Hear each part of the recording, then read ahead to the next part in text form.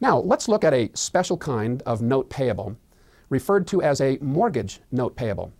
Sometimes a mortgage note payable is referred to as a note payable secured by a deed of trust or note payable secured by a mortgage. What does this mean? A mortgage note payable is a loan or a note payable, which, however, it's a loan for which real estate, meaning land or buildings, has been pledged as collateral or security through a legal document referred to as a trust deed. This legal document, a trust deed, authorizes a third party to sell the property in the event of a default on the note payable secured by the deed of trust. And then that third party would disperse the proceeds from the sale to the lender. Now, there's a lot of new language in this introduction to mortgage note payable. Let me describe what I mean with some of this language and terminology here in a little bit more detail. Mortgage notes payable are usually created in conjunction with the purchase of real estate. Now, I'm going to guess that many of you students have actually, if not actually purchased real estate, certainly have contemplated it, and hopefully will be purchasing real estate in the very near future. Let's assume that you've identified, for example, a condominium that you'd like to buy, and the price of the condominium is $150,000. Now, you've saved up $15,000 of cash, but the price is $150,000, so you don't have enough cash to actually buy it. But what you can do is you could put the $15,000 down as part of the payment of the $150,000 and borrow the remaining $135,000 from some bank or institution so that you have the full amount of cash, $150,000, to actually complete the sale. So what we're saying is we're going to buy this condominium for $150,000, putting $15,000 of our own money into it, borrowing $135,000 from a bank, and using that to supplement our $15,000 to pay the full purchase price.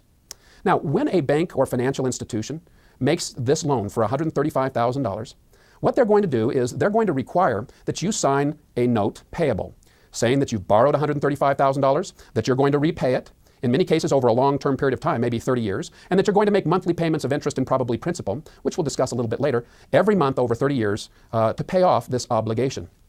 In addition to having you sign and execute this note payable, you will also be provided with an additional legal document called a trust deed or a deed of trust.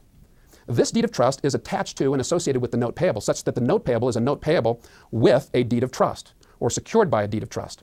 This deed of trust document, which is signed by the borrower, you'll sign one, basically says that if I ever default on this loan, if I fail to make any of the monthly payments that are required, that the bank can then inform the trustee, a third party who actually becomes responsible for executing the legal requirements of this document referred to as a deed of trust, that the bank notifies this third party trustee designated in the deed of trust that a default has taken place and can, according to the terms of the deed of trust, basically require the trustee to effectively sell the property. Now, the fact of the matter is that this real estate is yours. You're on title. It's in your name.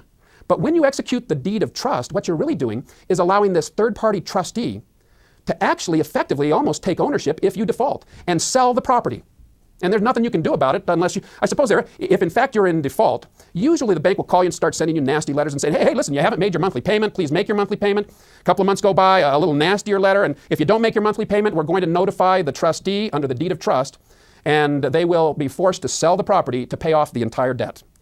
So, I mean, hopefully you can come up with the money to get those payments current, but if you can't, then in fact the bank will exercise its option to have that deed of trust enforced by a trustee, and then your property will be sold. And there's nothing you can do about it because you gave them the authority through the trust deed to do it. When it's sold, the funds arising from the sale, and usually the sale takes place on the county court steps. Somebody will go out there and say, hey, listen, we've got a property here that's being foreclosed on, or we're forcing the sale of it. And, is there anybody that would like to bid? And people can just walk up and bid. I'll pay so much for it. In this particular case, let's assume that somebody walks up and bids $135,000. Heck, you just bought it a few months ago for $150,000. But hey, people come to these auctions hoping to get a good deal. So somebody says, I'll pay $135,000. Nobody else bids. It's sold. It is no longer your condominium. And now a new investor puts $135,000 into the hands of the trustee. The trustee then is required under the terms of the deed of trust to take the $135,000 and give it to who? Well, to the bank. Because this property was set up as security or collateral, or in the event of default, that it would be sold and the proceeds from the sale would be used to pay off that debt on a priority basis. Now, let's assume that in fact at the trust deed sale on the steps of the county courthouse, somebody walks up and says, listen, I'll pay $160,000 for it. This one guy bids $135,000. The guy says, hey, that's a great condo. I think and he said, I'm willing to pay $160,000, and you have to have cash there. And so they pay for it. In this particular case, as the $160,000 comes into the trustee will take not all of the $160,000 and give it to the bank, because the bank is only owed $135,000 plus any outstanding unpaid interest, plus the note also may have provided for various penalties or fees if in fact you're late with a payment. And so of the $160,000 of cash that trustee now has in possession as a result of selling the property through foreclosure, about $135,000 plus some interest and fees is paid to the bank, and any excess goes to whom? It goes to you, the property owner. So that ultimately, even in foreclosure, you may get some of your money out of it. But the fact of the matter is that many times these foreclosure sales are heavily discounted. And so if in fact you fail to make your payment, you may ultimately lose that full $15,000 down payment that you originally invested in that property.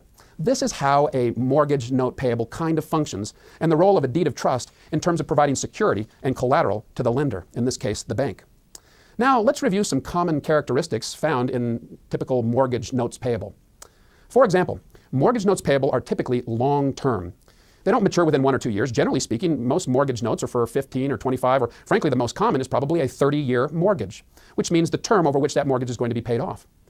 A second common characteristic is that mortgage notes payable, or a mortgage note, typically bears either a fixed or adjustable rate of interest.